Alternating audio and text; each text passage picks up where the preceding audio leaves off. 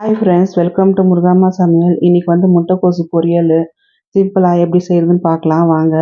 அதுக்கு நான் கடலப்பருப்பு ஒரு புடி அளவுக்கு நான் ஊற வச்சு எடுத்து வச்சுக்கிறேன். இதை குக்கரில் போட்டுக்கலாம். நான் ஒரு பாதி கோஸ் கட் பண்ணி வச்சுக்கிறேன், போட்டுக்கலாம். இதையும் மஞ்சத்தூள் உப்பும் போட்டுக்கின்னு ஒரே ஒரு விசில் வந்தால் போதும், ஆஃப் பண்ணிடலாம் குக்கரு.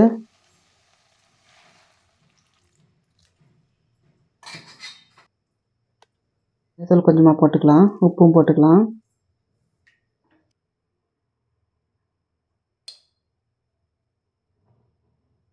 குக்கர் மூடிட்டு ஒரு விசில் வந்தால் போதும்.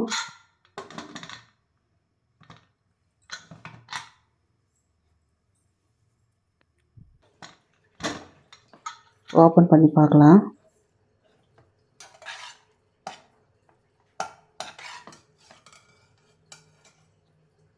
பருப்பு வெந்திருக்குது. தாளிச்சிக்கலாம்.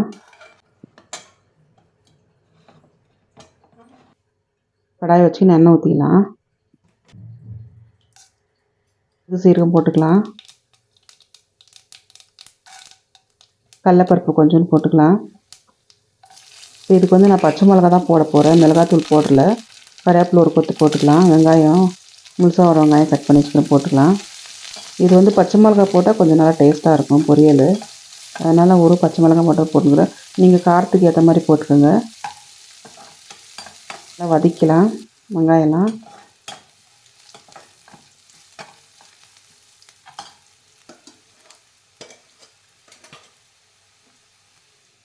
இப்போ வேக வச்சு கோஸும் கடலப்பருப்பும் போட்டுக்கலாம்.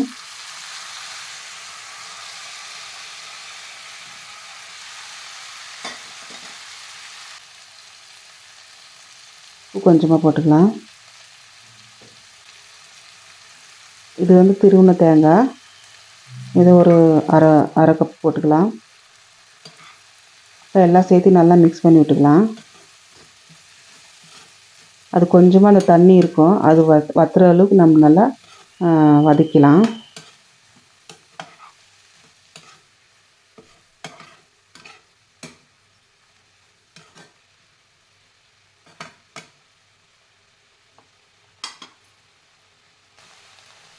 கொத்தமல்லி போட்டு நல்லா இறக்கிடலாம்.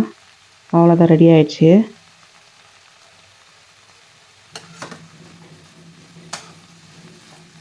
ரசம் பருப்பு குழம்புகள்லாம் ரொம்ப நல்லாயிருக்கும். நீங்களும் ட்ரை பண்ணி பாருங்கள்.